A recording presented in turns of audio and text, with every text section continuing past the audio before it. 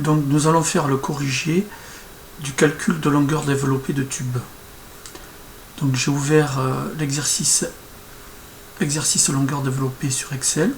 Vous pouvez l'ouvrir également sur OpenOffice, ça n'a pas d'importance. Donc, page numéro 1, exercice 1. Calculer la somme des distances à l'axe en millimètres de tous les tubes ci-dessus. En fait, il n'y en a qu'un de tube, c'est ce tube-là. Et les distances à l'axe, on le voit ici, donc distance à l'axe 1, donc c'est 350 mm. Donc je vais noter dans la première cellule 350 mm. Le tube numéro 2, la distance à l'axe, c'est ce tube-là, c'est 230 mm. Donc là je note 230 mm. Et enfin, le dernier bout de tube, c'est ce tube-là, 260 mm, que je vois ici. Donc là je vais noter 260 mm. Ce qui me fait un total de, donc je tape égal, cette cellule plus cette cellule plus cette cellule, ce qui me donne 840 mm. Voilà pour le premier exercice. À noter que les côtes sont toujours côtés d'axe à axe. Donc là c'est essentiellement de la lecture de côtes. Voilà pour l'exercice numéro 2. Exercice numéro 2. Donc je change de page. Déterminer le rayon de cintrage en fonction du diamètre de la nature du tube ci-dessus. Donc, on voit que c'est un TAN tube acier noir de 20 par 27. Donc, je vais voir mon tableau de cintrage de tube. Le 20-27, c'est celui-là, là. D'accord? C'est du 3/4 de pouce.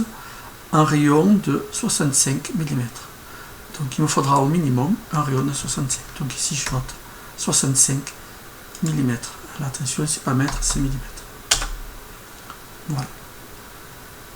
Voilà pour l'exercice 2. Exercice numéro 3. Donc je vais sur la page 3.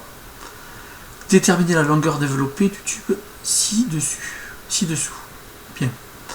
Alors, ce que je vous demande là, c'est de calculer les longueurs des parties cintrées de tube. Voilà. Ici, vous avez la formule complexe ou la simplifiée pour un quart de cercle, c'est ce qu'on a ici, 1,57 fois le rayon. Donc pour le coude numéro 1, ce coude-là, on va avoir 1,57 que multiplie mon rayon, c'est-à-dire 65 mm.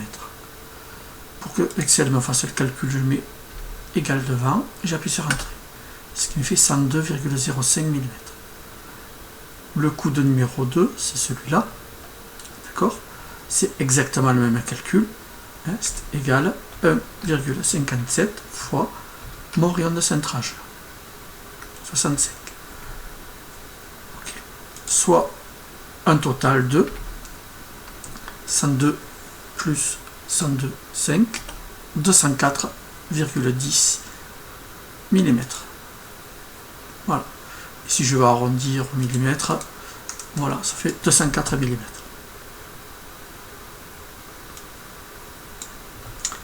Exercice numéro 4. Déterminer la longueur droite du tube ci-dessus. C'est-à-dire, la longueur droite, comme vous voyez sur l'exemple, c'est la partie du tube qui est droite. C'est-à-dire juste avant le coude. Donc ici, j'ai la longueur de droite 1. Là, une partie du tube droite 2. Et là, la longueur droite numéro 3. Donc, qu'est-ce qu'on nous dit? La longueur droite, c'est égal à la longueur à l'axe, moins le rayon de cintrage. Donc, par exemple, pour le tube numéro 1, la longueur à l'axe, c'est 350 mm. Moins le rayon de cintrage, 65. Ok, donc je vais faire le calcul. Égal 350 moins 65, ce qui me donne 280 mm. Pour le tube numéro 2, donc la longueur à l'axe, c'est 230 mm. Par contre, je vais enlever un rayon de cintrage, 65 ici, et un rayon de cintrage, 65 là. Donc c'est égal à 230 mm, ce que j'ai ici, moins 65, moins 65, soit 100 mm. Et enfin, la partie droite numéro 3, c'est cette partie-là, c'est égal à 260 moins ce rayon de cintrage. Donc, égal 260 moins 65, ce qui nous fait 195. On a un total de, donc, égal cette cellule plus cette cellule plus cette cellule, soit 285 plus 100 plus 195, ce qui nous donne 580 mm. Et donc enfin, on va pouvoir déterminer la longueur développée de notre coude. Donc on va remplir le tableau, c'est du tube acier noir, ça c'est pour la nature. Voilà, je centre. Le diamètre du tube, c'est du 20 27. Le rayon de cintrage, c'est 65. La longueur d'un coude, on avait 102. C'est ce qu'on avait calculé, je sais plus où, ici. 102. Donc le nombre de coudes, on en a 2. Et donc c'est égal à 204. 102 plus 102 ou 2 fois 102. La distance à l'axe, donc c'est ce qu'on avait trouvé ici, sur l'exercice numéro 1, 840. 840. Total de la distance droite, donc ça c'est ce qu'on a trouvé ici, 580.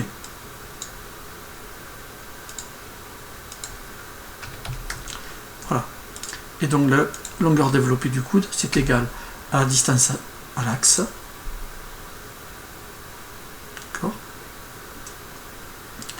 moins les rayons de cintrage, plus le développé des coudes. Donc, distance à l'axe, moins le rayon de cintrage, c'est ce qu'on a ici,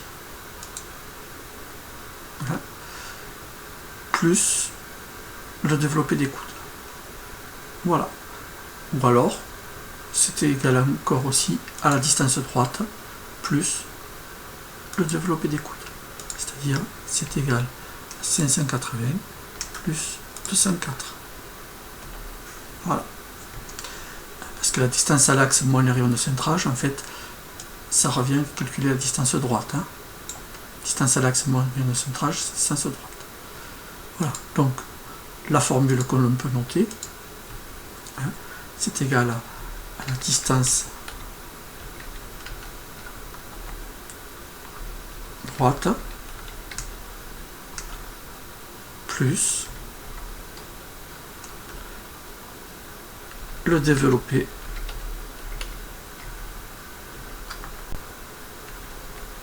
des coudes.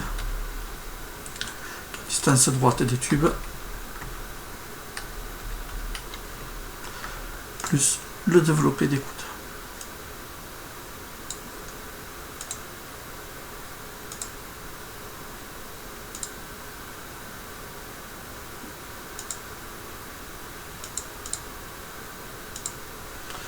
Voilà.